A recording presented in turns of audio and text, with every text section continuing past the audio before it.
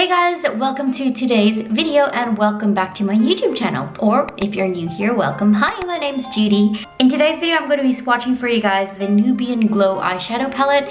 At the filming of this video, this is a newly released eyeshadow palette from Juvia's Place. It's part of their holiday collection. In the collection, along with this palette, comes 2 lip balms as well. So this is what the front of the palette looks like. This is what it looks like on the inside. There's the inside of the front, and that is what it is on the inside. We have 3 shimmer shades, 2 mattes, and 1 glitter there. And on the back of the palette, it just has the ingredients and information about the palette itself. It's one of their smaller palettes, exactly the same size as the other palettes in their little mini series. For today's video, I'm going to be swatching the Nubian Glow for you guys. Before I get into it, like the video if you like it, subscribe if you haven't. And yeah, let's just do these swatches, shall we?